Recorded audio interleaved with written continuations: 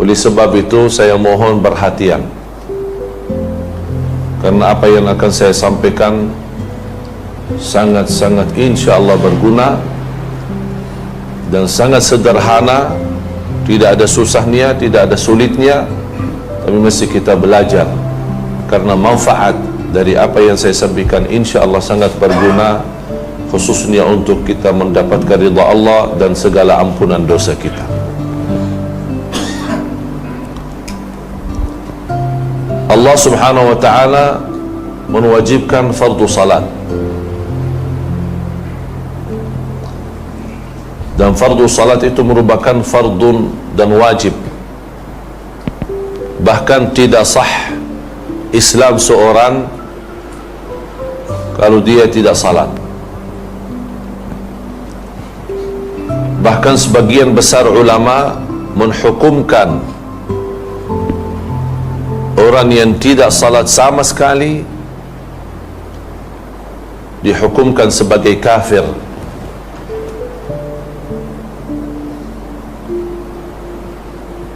Tidak boleh diterima syahadatnya di mahkamah, tidak boleh jadi saksi, karena dia orang tidak adil.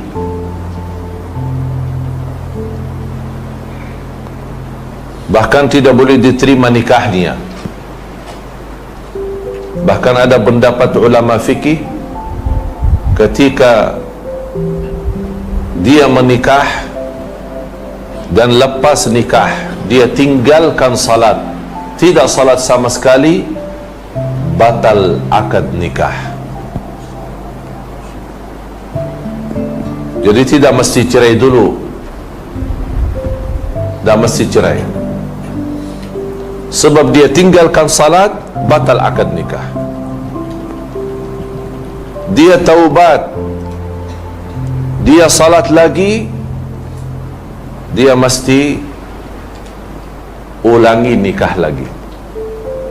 Ijab kabul baru, mahar baru, akad nikah baru, wali dan saksi. Cuba perhatikan, bukan main-main salat, bukan main-main.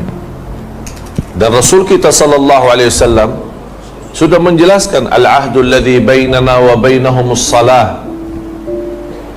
Perjanjian, perbezaan antara kami sebagai orang muslim sama orang kafir, apa beza? Ada satu garis. Apa beza antara kita sama orang kafir? Kata Rasulullah SAW, as-salah. Itu beza kita sama mereka. Faman tarakaha, kalau ada di antara kita yang tinggalkan salat, berarti dia masuk sama mereka.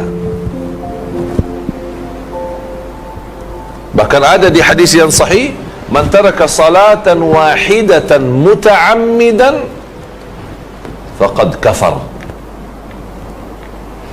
Barang siapa yang tinggalkan satu kali salat sengaja, amdan, muta'ammidan, dia telah berbuat kufur. Wa amuduha as-salat, tiang agama salat. Kalau ini sekarang masih ada tiangan, kalau boleh tiang itu dihancurkan, apa masih boleh tahan? Masih ini boleh tahan? Tak boleh, jatuh. Macam itu juga kalau orang muslim tidak zakat, masih boleh tahan agama. Sebab kalau tidak zakat, mungkin ada alasan dia miskin, dia bukan ahli zakat, berarti tidak mesti zakat. Tidak semua orang mesti zakat. Ada orang mampu zakat, ada orang kaya zakat. Terus kalau orang miskin, dia terima zakat, bukan dia zakat. Tapi boleh tahan agama walaupun dia tidak zakat. Orang muslim tidak haji, masih boleh tahan agama, karena haji tidak wajib kecuali bagi orang yang mampu dari segi materi, harta, maupun dari segi fisik dan sihat badan. Ada orang tidak berpuasa tapi boleh tahan agama. Sebab tidak puasa, ya sebab tua, sebab sakit, sebab musafir. Banyak alasan, banyak ada uzur. Jadi zakat boleh ditinggal, ada uzur. Haji pun ada uzur. Puasa pun ada uzur. Salat tidak ada uzur. Tak ada uzur sama sekali, tak ada uzur. Jadi tidak ada orang berkata saya ada uzur tidak salat, tak ada. Tapi ada uzur bagi diringankan salatnya. Diringankan, diberikan kemudahan. Sebab uzur sakit, ya boleh jamak, boleh qasar. Terus lagi perang, menghadap musuh. Macam mana kita sibuk lawan musuh? Apakah cukup uzur besar? Ini masalah besar. Apakah boleh uzur kita tinggalkan salat? Tak ada. Ada salat khauf, salat dalam keadaan perang. Bayangkan sakit, bintingnya salat tidak boleh sama sekali ditinggalkan. Apapun alasan, tetap wajib dilaksanakan. Dah boleh berdiri, boleh duduk. Dah boleh duduk, boleh berbaring. Mau salat wudu, dah boleh wudu, tayammum. Dah boleh tayammum, cukup dengan niat. Orang sakit dah boleh bergerak. Mau arah kiblat, maklum arah kiblat, lagi di dalam hutang, lagi di padang pasir, tidak tahu mana arah kiblat. Kita ikhtiar, kita usaha, tapi tidak tahu. Apa alasan? Sebab saya tidak tahu kiblat, saya tak boleh salat? Tidak. Arah mana saja tetap salat. Subhanallah.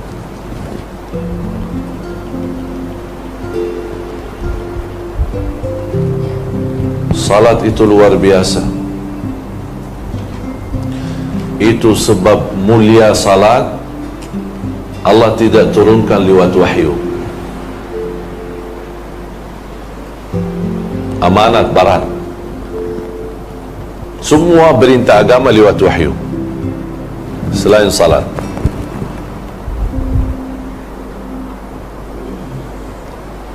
Kunci pintu surga kalimah syahadat. Gigi kunci surga salat.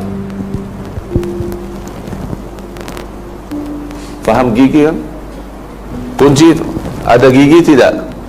Semua ada. Coba silahkan buka. Apa kunci rumah, kunci kereta, kunci pintu, semua masih ada gigi. Mana ada di dunia ini kunci tak ada gigi? Kita semua sekarang punya kunci.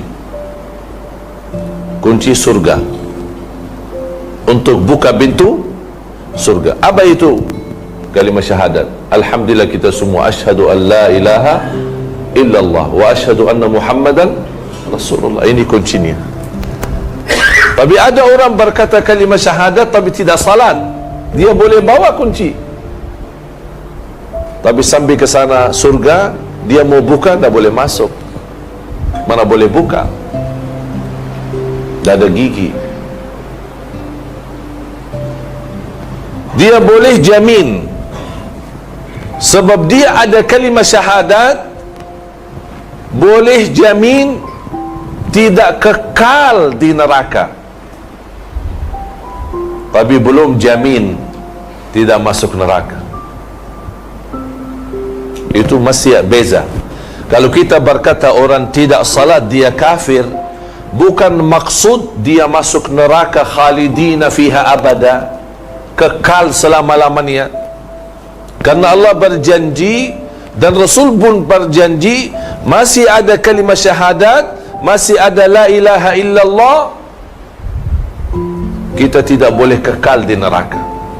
Apapun salah kita, apapun dosa kita, tapi maukah masuk neraka dulu? Jemaah, maukah masuk neraka dulu? Ada orang berkata, udah dah apa, kalau tidak selama-lamanya di neraka dah apa, cutilah dulu di neraka. Na'udzubillahi min dzalik.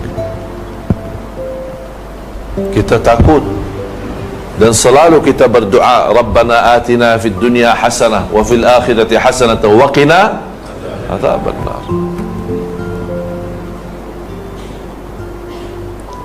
Saya ada kenal seorang buta 70 tahun tidak pernah tinggalkan salat di masjid. Punya alasan, buta ada alasan salat di rumah.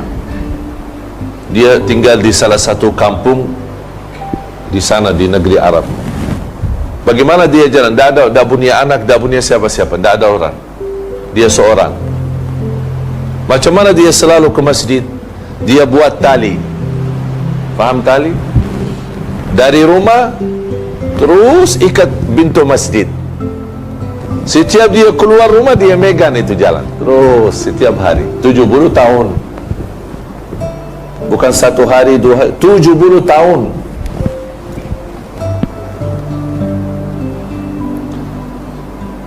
Ada beberapa waktu lalu ada seorang dikenal sebagai jamaah masjid. Kalau kita sebutkan jamaah masjid, dia cinta masjid. Dia selalu datang sebelum muazzin, sebelum Bilal. Orang jamaah sudah kenal. Sambil orang masjid, dia bagi kunci. Kasihan tuan datang mula-mula, awal-awal belum buka pintu. Bilal masih tidur. Dikasih kunci, udah khusus buat antum untuk terus datang. Dikasih khusus kunci, dia terus datang awal. Ada satu hari muazzin datang waktu azan. Dia nampak itu orang di saf awal, saf pertama, kemudian berbaring tidur. Biasa habis tahajud dia macam istirahat lah. Nanti pas azan dibangunkan sama muazzin. Datang muazzin lepas azan, belum ramai orang datang, dia bangun. Tuan, bangun, tuan, bangun. Sudah meninggal dunia. Allah kasih husnul khatimah di masjid. Dia cinta masjid. Sekarang kita mau meninggal di mana? Apa beza meninggal di rumah atau di masjid? Mana bagus?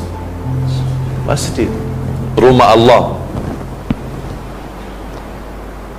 Orang yang betul-betul cinta husnul khatimah mesti cinta masjid. Mau husnul khatimah?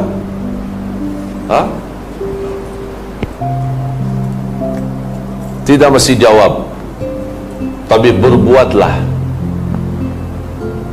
Husnul khatimah tidak mesti kita berkata aku mau husnul khatimah, tapi kita berbuat amal cinta masjid, berarti kita ada tanda betul-betul mau husnul khatimah. Jadi tidak perlu kita bagi tahu orang saya mau husnul khatimah. Oleh sebab itu jemaah sekalian,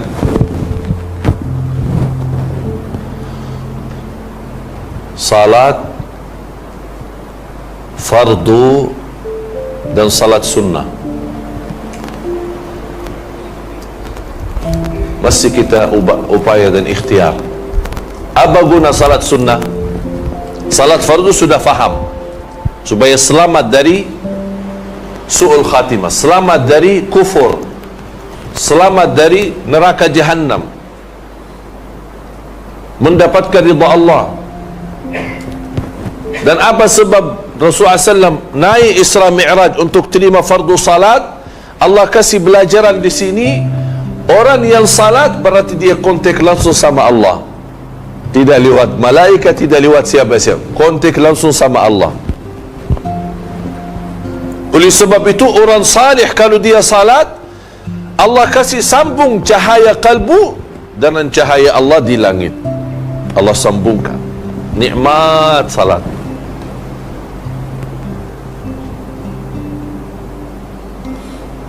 Oleh karena itu, orang yang cinta sunnah, duha, qabliyah, ba'diyah, tahiyatul masjid, sunnah wudu, tahajud, witir, Allah cinta dia. Apalagi kalau dia cinta fardu, wajib.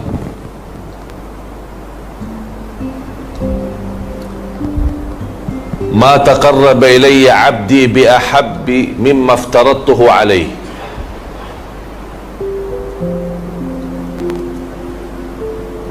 Allah paling cinta amalan hamba lebih tinggi lagi ketika dia menjaga kewajiban. Tapi salat wajib beza sama salat sunnah. Salat wajib masih kita laksanakan. Salat sunnah tidak wajib. Tapi di sini ada kelebihan. Salat wajib itu panggilan wakil daripada Allah. Salat wajib itu panggilan wakil daripada Allah. Siapa wakil daripada Allah? Bilal, muazzin. Allahu Akbar, Allahu Akbar. Hayya 'ala salah, hayya 'ala al-falah. Allah bagi dia wakil untuk panggil orang Islam, mari salat. Kita malu kalau Allah panggil kita setiap hari 5 kali, 5 waktu melalui wakil. Apalagi kita lebih malu lagi kalau di malam hari Allah sendiri panggil kita, bukan wakil,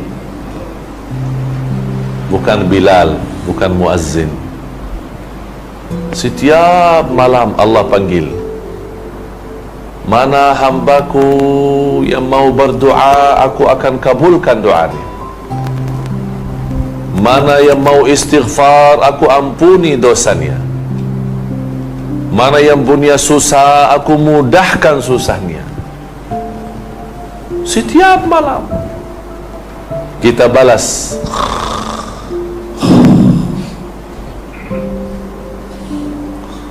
Senang tidur, nikmat tidur. Kalau di tengah malam ada orang raja panggil kita ikut rapat, akan dapat hadiah besar. Macam mana manusia bangun tidak? Semua bangun duluan, dia tunggu di istana. Ini Allah panggil kita. Oleh sebab itu jemaah, salah satu rahasia malam, bahkan salat malam itu sebaik-baik ibadah sesudah salat wajib. Sebaik-baik ibadah sesudah salat wajib. Sebab kita salat malam dah ada maksa. Dah ada maksa, dah ada orang lihat.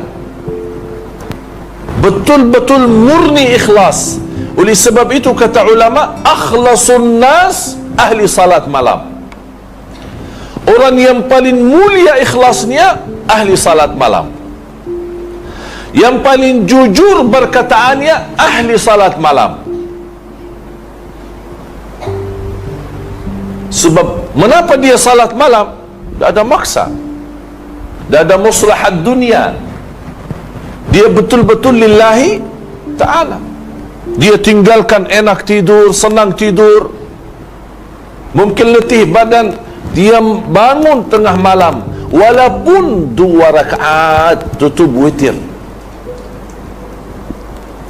Dan selalu saya dengar guru saya menyampaikan nasihat, la yakhlu layluka min 3 rakaat.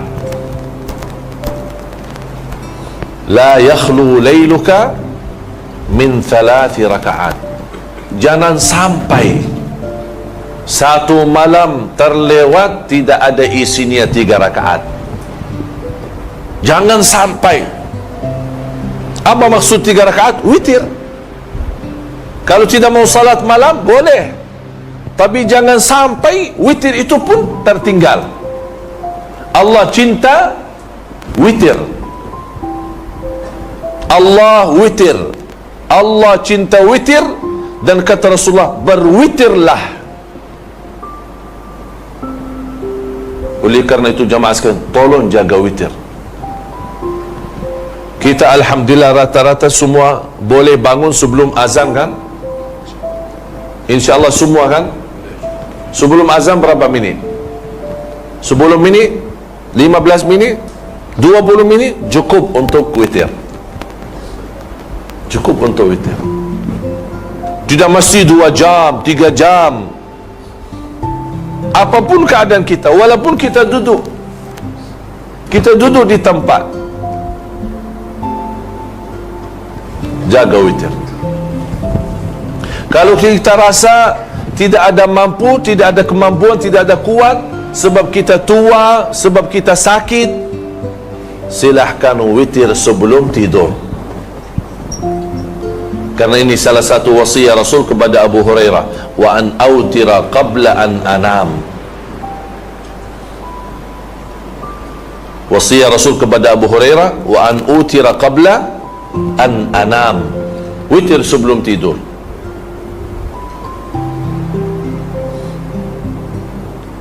Supaya kita termasuk orang yang menerima panggilan Allah, bukan panggilan wakil. Panggilan Allah, apalagi di malam hari. Lepas selesai witir, sambil menunggu azan subuh 10 minit, tolong isi istighfar. Indah istighfar. Sebaik-baik ibadah waktu sahur selepas salat malam adalah istighfar. Ada orang tanya, saya sudah salat tahajud, sudah salat malam, ada waktu, ada masa azan subuh mungkin 15 minit. Apakah boleh saya baca Quran atau mana bagus saya amalkan? Saya jawab, lebih bagus istighfar daripada baca Quran. Mengapa lebih bagus istighfar? Sebab waktu sahur Allah puji orang yang beristighfar di waktu sahur. Kanu qalilan minal laili ma yahja'un wa bil ashari hum yastaghfirun. Surah Al-Dhariyat. Tolong Ustaz bukain Surah Al-Dhariyat.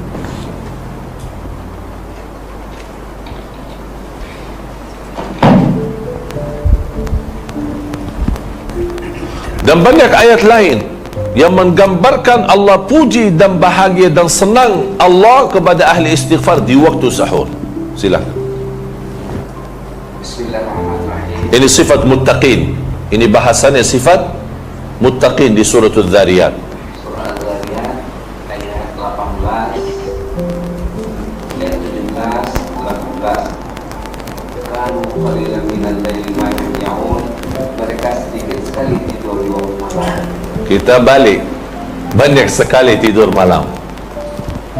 Allah gambarkan di sini mereka sedikit sekali tidur malam. Kalau sedikit sekali tidur malam, apa mereka kerjakan?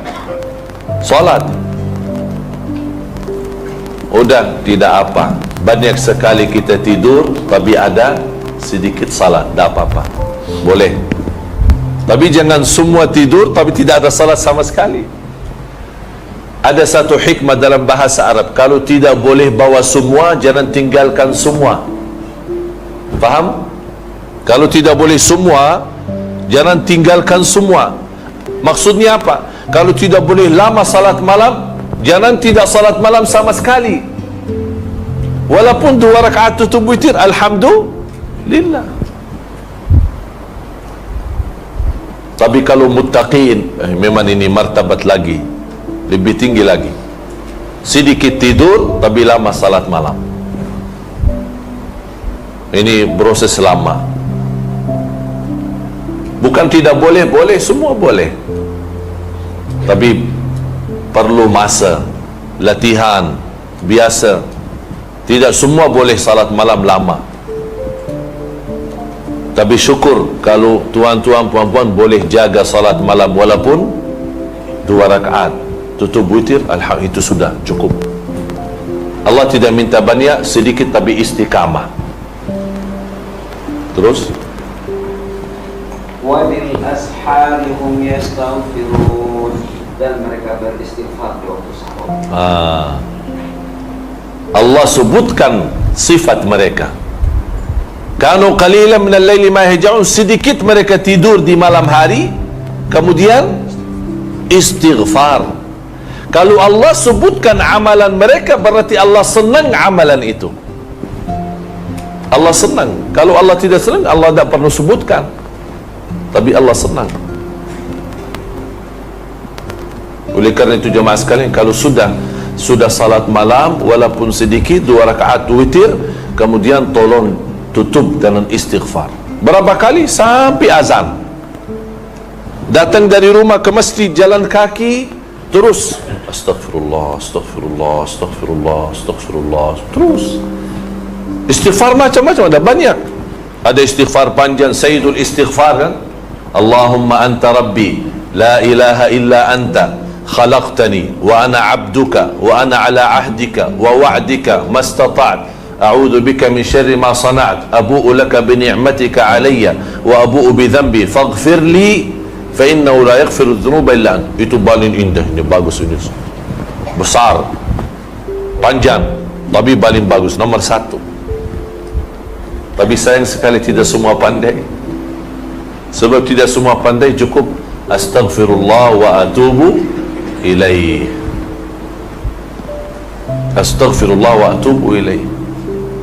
Kata Rasulullah SAW, barang siapa yang baca ini istighfar 3 kali satu hari, ghufira dhunubuhu wa in tawalla yawm az-zahf, diampuni dosanya walaupun dosa itu dosa besar.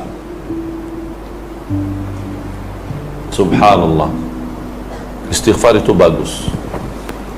Bahkan Rasulullah SAW bersabda di hadis yang sahih, man lazima al-istighfar ja'ala Allahu lahu min kulli hammin faraja wa min kulli dhiqin makhraja wa yarzuqhu min haitsu la yahtasib.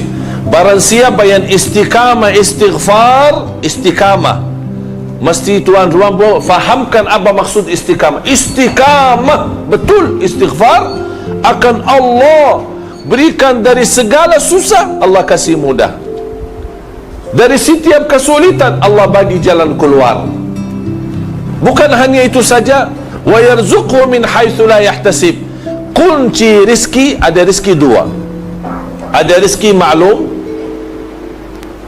ikhtiar. Kita kerja, ada gaji.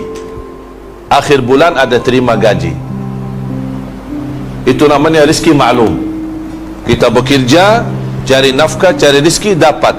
Kita jual barang, dapat. Kita jual kereta, dapat. Itu rezeki maklum. Tapi ada rezeki tidak maklum, tidak ada tahu, tidak ada yang tahu. Itu namanya rezeki datang tanpa kita hitung, di luar hitungan kita, di luar penyangkaan kita. Kita tidak sangka dari mana itu datang. Mana boleh kita dapat rezeki tapi tidak sangka, itu istighfar. Allah jaminkan rezeki itu datang. Bukan kita. Kalau rezeki maklum kita cari kan, nafkah rezeki kita cari, kita bekerja pagi sampai petang, kita cari nafkah dari rezeki. Tapi kalau istighfar, tak perlu kita datang Tak perlu kita cari rizki, tapi rizki datang ke kita.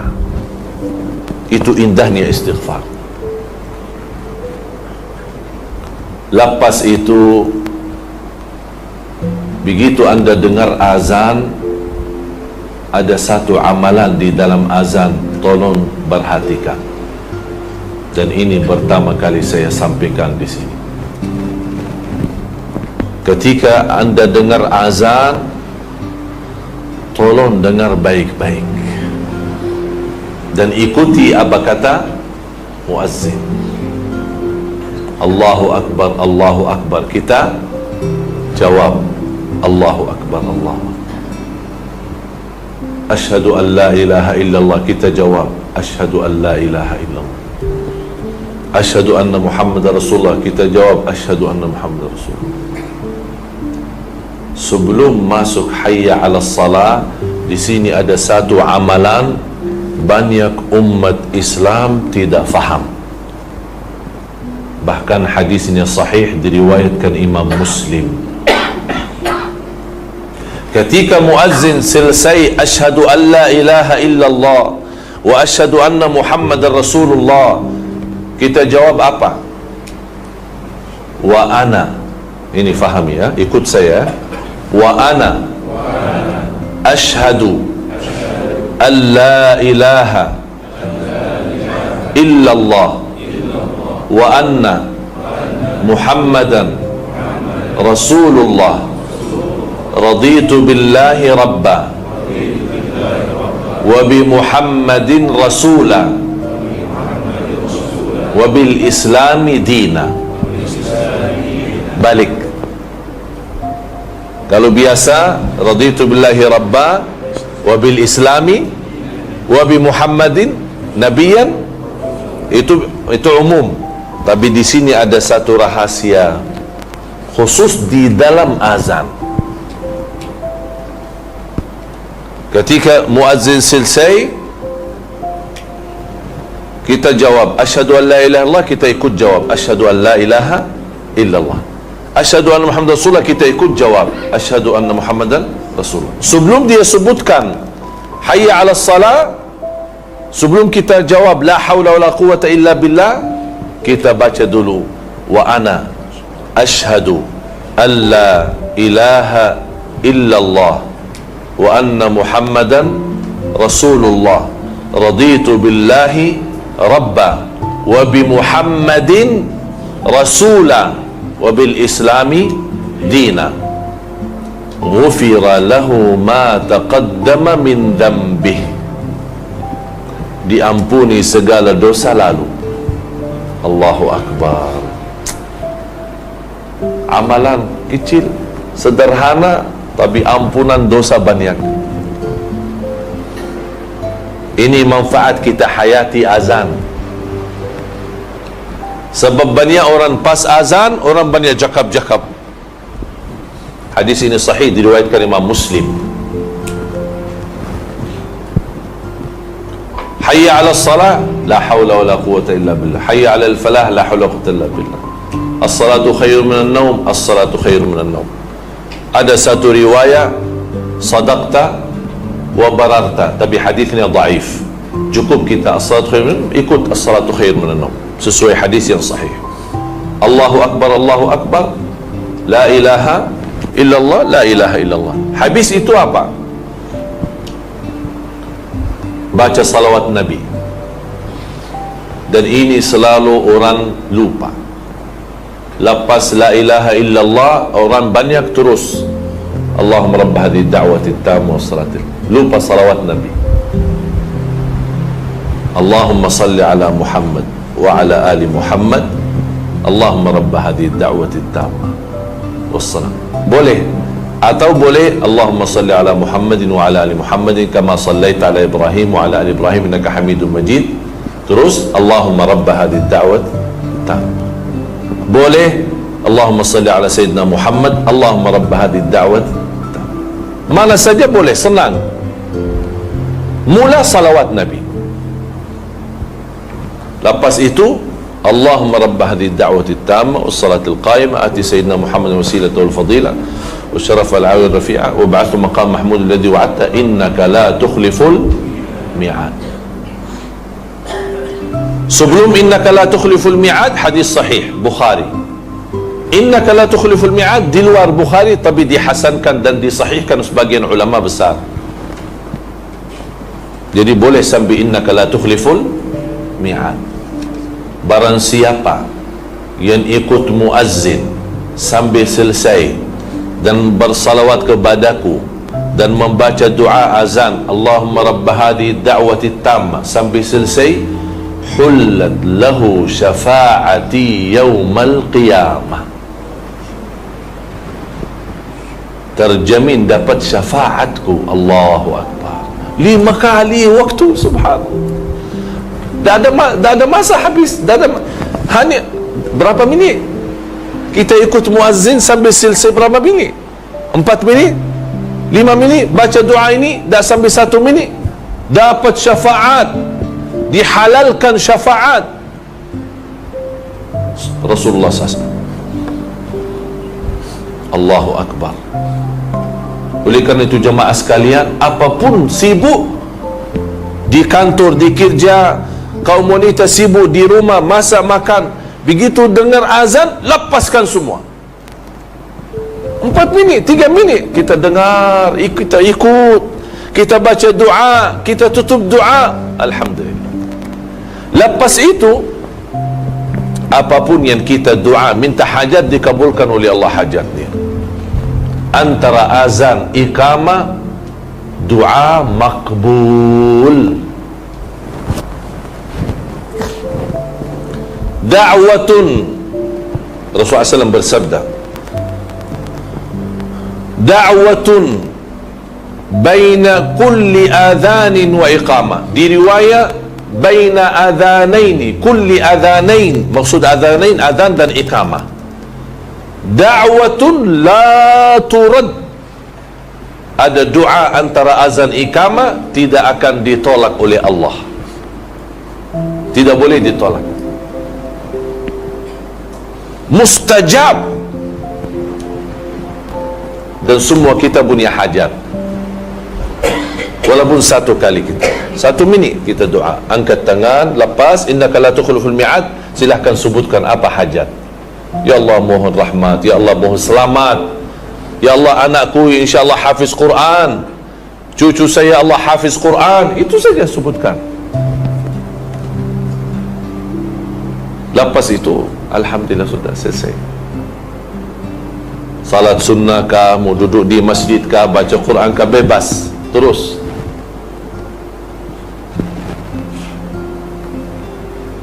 Faham jemaah sekalian? Lepas itu ada satu amalan lagi lepas salat.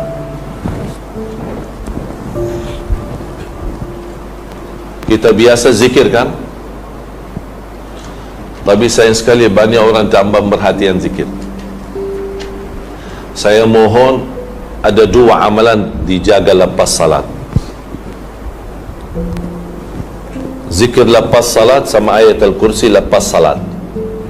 Ini mohon jangan ditinggal.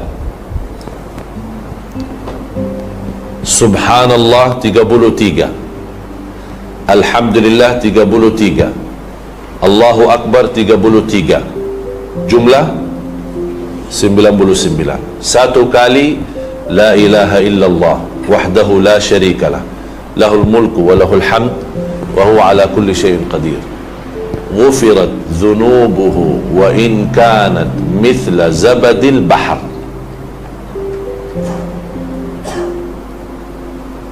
Tolong Ustaz terjemahin. Barang siapa membaca tasbih, tahmid dan takbir sudah 33, kemudian ditutupnya dengan la ilaha wahdahu la syarikalah lahul mulku wa lahul hamdu ala kulli syai'in qadir, diampunkan dosanya walaupun sebanyak buih di laut. Subhanallah. Tahu buih laut? Banyak kan? Mana boleh tahu berapa banyak? Dah boleh kan? Banyak. Di mana ada laut ada buihnya. Mana ada kita boleh tahu berapa? berat, berapa kilo, tidak tahu. Berapa banyak, tidak tahu. Banyak sekali. Kata Rasulullah, walaupun dosa kita macam banyak buah laut, Allah akan ampuni. Oleh sebab itu, kalau lepas salat, baca itu dengan tenang. Berapa minit? Saya hitung tidak sampai 3 minit. Selesai. Tapi ada orang mungkin semua dalam beberapa titik. Subhanallah. Mula-mula subhanallah. Alhamdulillah. Allah. Apa tu? Astaghfirullahalazim. Apa susah kita? Subhanallah, subhanallah, subhanallah. Saya tidak minta lama, tapi minta yang tenang. Jangan macam jadi hanya dengar itu saja ini.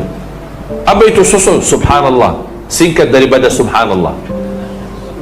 Dia ada sibuk ni. Jadi tidak mau subhanallah.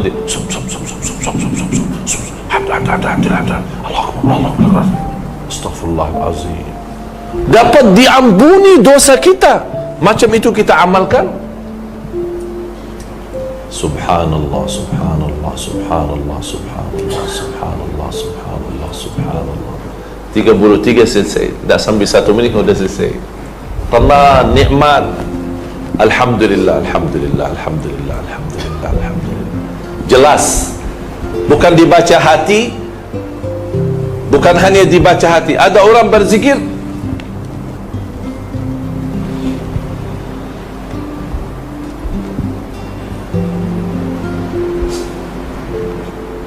apa? Sudah baca sih? Udah alhamdulillah selesai. 33, 33, 33. Malah di hati. Terus Allah bagi mulut, bagi lidah buat apa?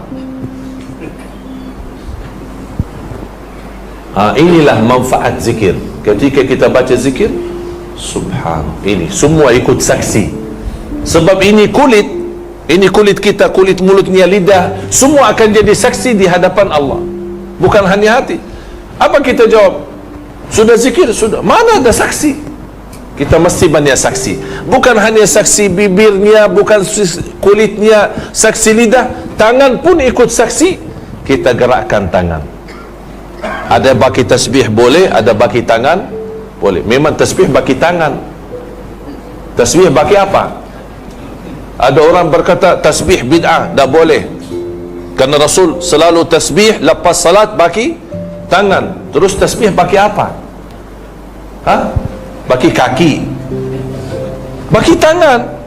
Mau baki tangan langsung, mau baki tasbih sama juga. Artinya baki tangan.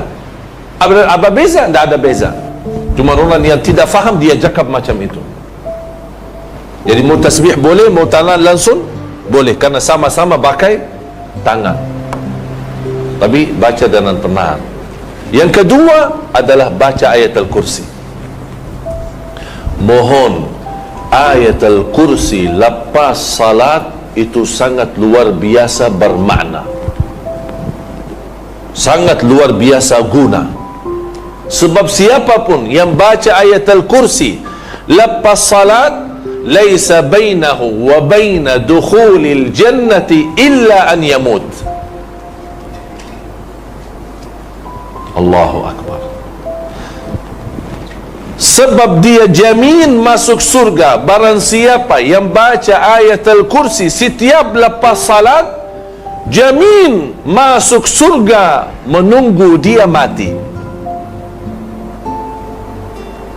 Berarti batas masuk surga tunggu dia meninggal kalau dia baca ayat Al-Kursi setiap habis salat. Faham? Berarti sangat berguna ayat Al-Kursi lepas salat. Walaupun kita sibuk, kita jalan, boleh terus kita jalan, terus kita baca ayat Al-Kursi. Sebab ayat Al-Kursi lepas salat, Rasul sudah bersabda, man qara ayat Al-Kursi dubura kulli salatin laisa bainahu wa baina dukhulil jannati illa an yamut. Cukup terjem Ustaz. siapa yang percaya kursi setiap selepas ataupun sudah sholat fardu dia akan masuk surga supaya saja dia meninggal dunia. Berarti batas dia masuk surga hanya tunggu dia meninggal. Tak ada halang dia masuk surga selain kematian. Tunggu mati, tunggu meninggal. Subhanallah. Apalagi kalau dibaca ketika mau tidur, sama pahalanya. Oleh kerana itu selalu biasakan anak-anak kita, walaupun dia masih kecil, tak pandai baca, dipimpin oleh orang tua, dibacain ayat Al-Kursi, karena ini sangat manfaat. Yang terakhir,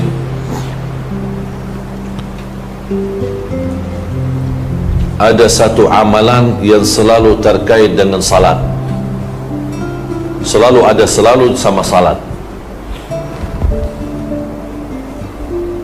adalah memberikan infak, bersedekah. Saya mohon jamaah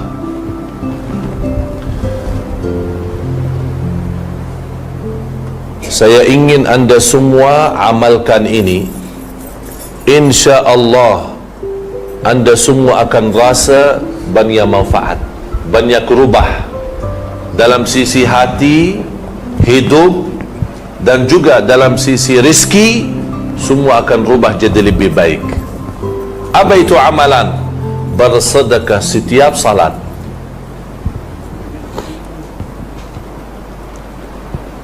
Kalau tidak mampu, paling tidak sedekah subuh. Kalau saya jaga boleh 5 waktu, itu sempurna setiap salat. Selalu Allah sebutkan sifat orang muttaqin.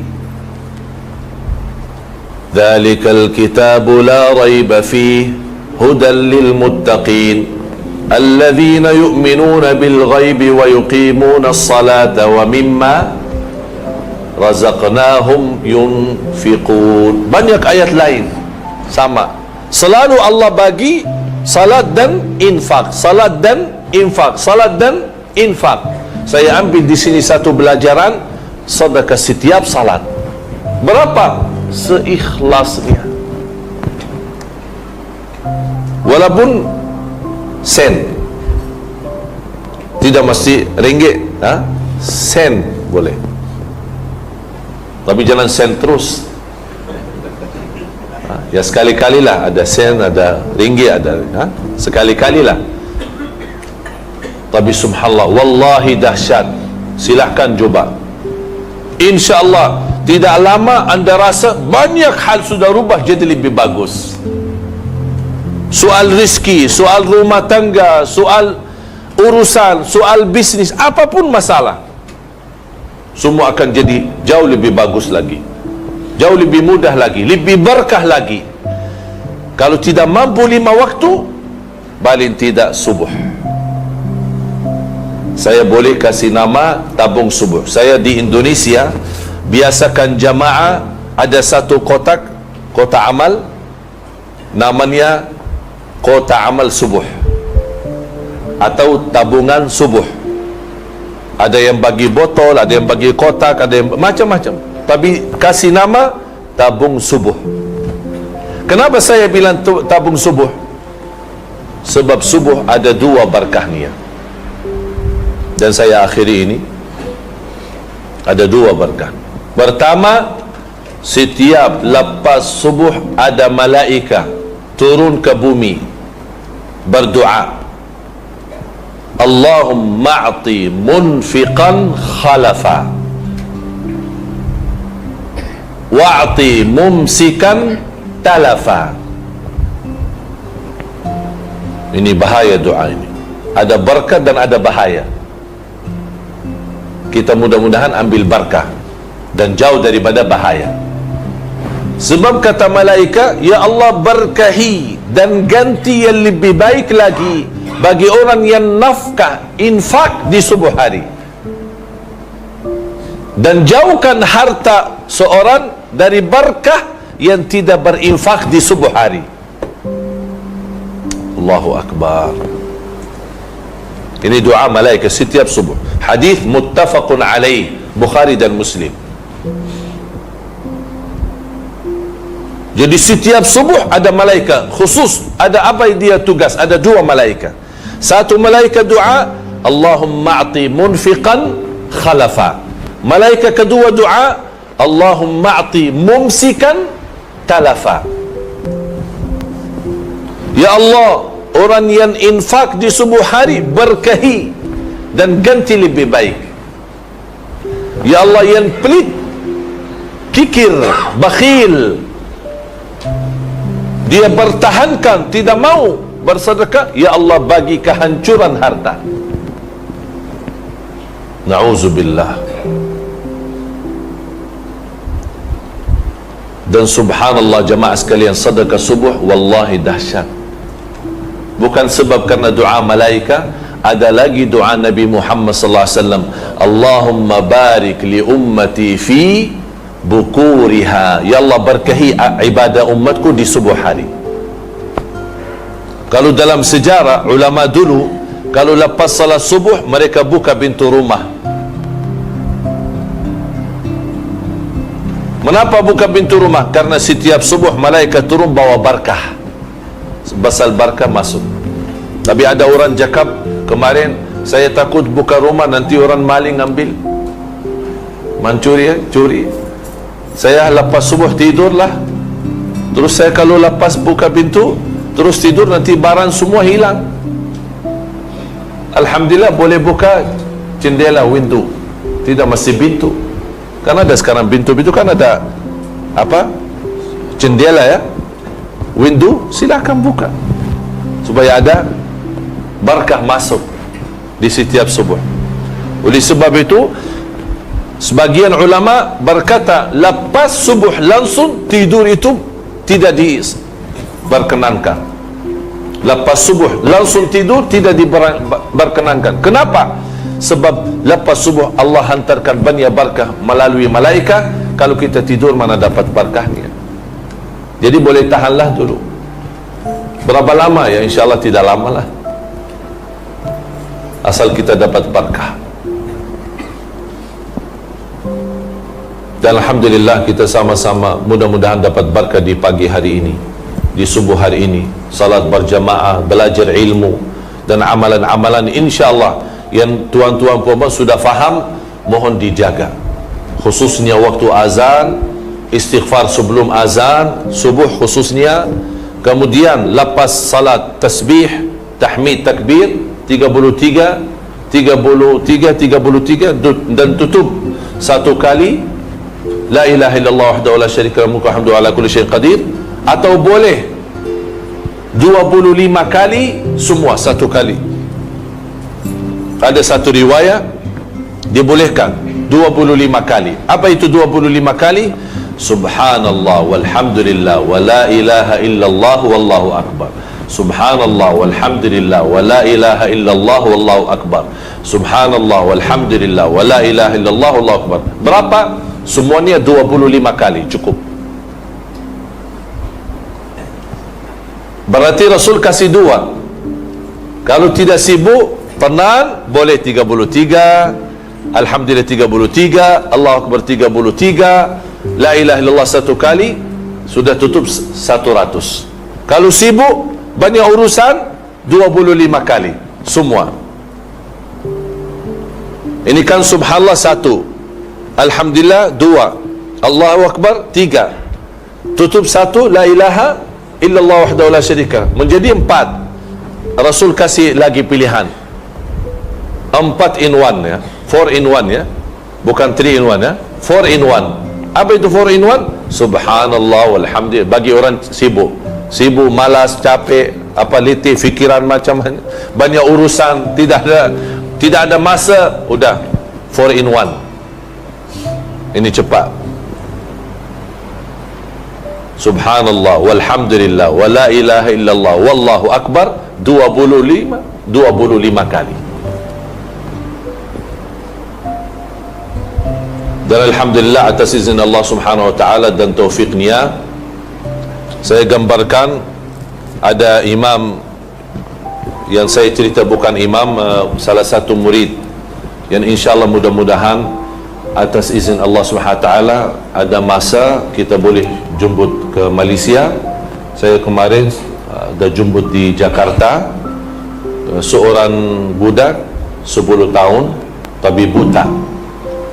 Dia buta tapi hafal Al-Quran 30 juz, hafal tafsir Ibn Kathir, dan hafal 1850 hadis.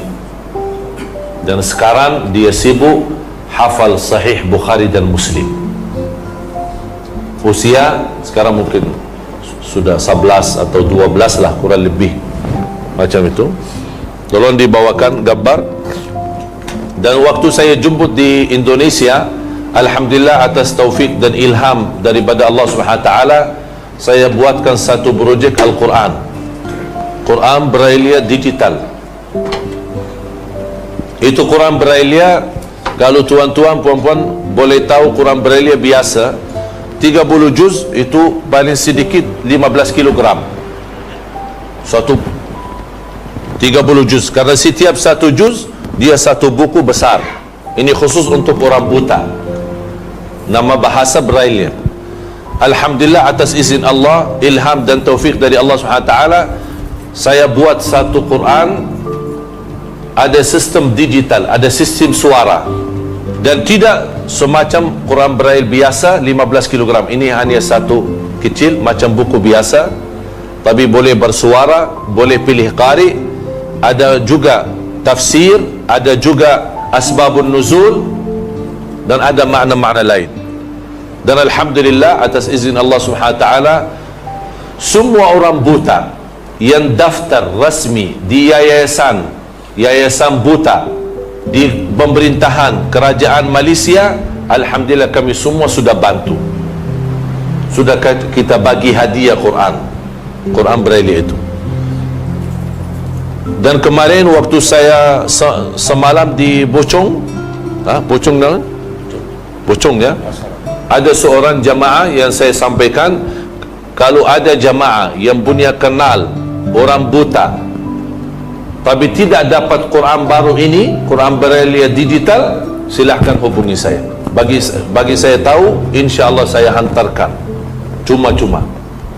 Kita bagi ini semua bantuan daripada jamaah. Jamaah wakafkan daripada Indonesia, daripada Madinah, daripada Malaysia. Alhamdulillah, Allah berikan kemudahan. Semua orang buta yang ada di Malaysia sudah kita bagi.